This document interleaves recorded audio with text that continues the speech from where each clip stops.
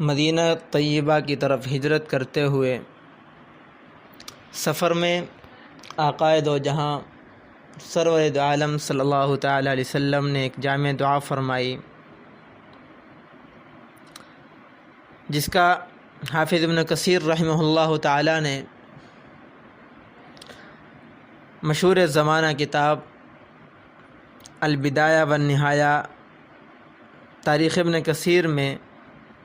باب ہجرت رسول اللہ صلی اللہ علیہ وسلم بنفسہ الکریمۃ من مکہ الی المدینہ میں ذکر کیا ہے ان رسول اللہ صلی اللہ علیہ وسلم لما خرج من مکہ مہاجرا الی اللہ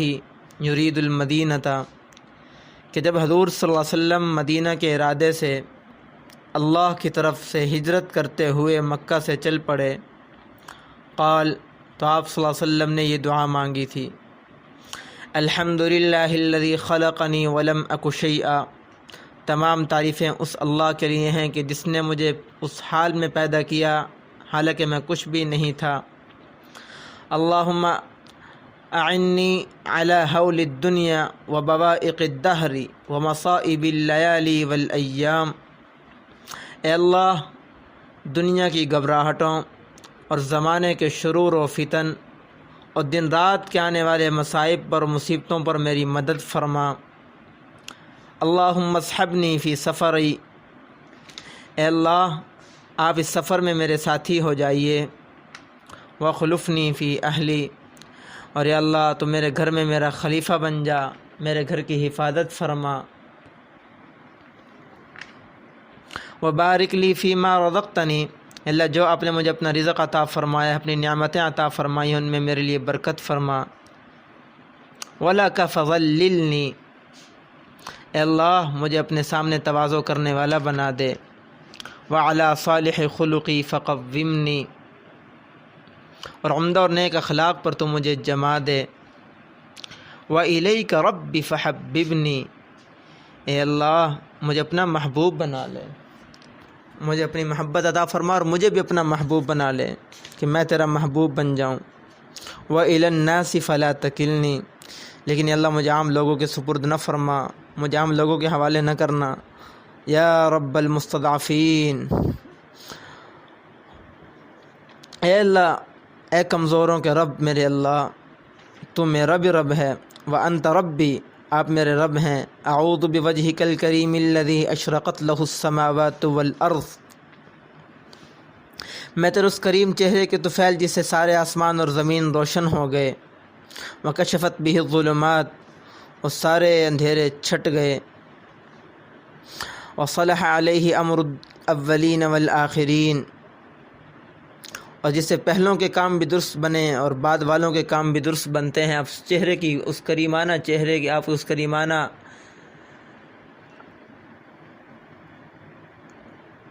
رحمتوں کی برکت سے، ان تحل علی غضبک، اس بات سے پناہ مانگتا ہوں کہ آپ کے اوپر میرے اوپر آپ کا غضب اترے، وتنزل بی سخطک، اور آپ میرے اوپر اپنی ناراضگی کا اظہار فرمائیں، اعوذ بک من زوال نعمتک، اے اللہ آپ کی نعمتوں کے زائل ہو جانے سے آپ کی پناہ مانگتا ہوں، کہ آپ کے عطا کردہ عافیت کے ختم ہو جانے اور چلے جانے سے آپ کی پناہ،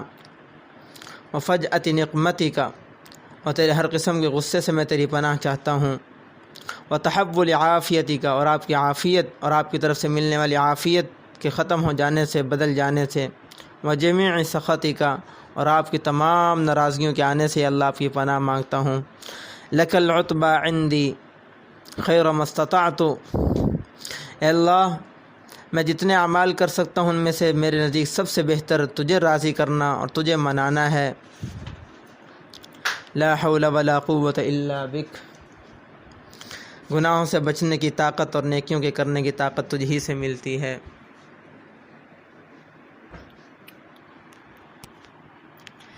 کہ آپ صلی اللہ علیہ وسلم نے ہجرت کے موقع پر جس تواضع سے، جس انداز سے دعا فرمائی ہے، کہ آپ صلی اللہ علیہ وسلم کی تواضع اس دعا سے آشکارا،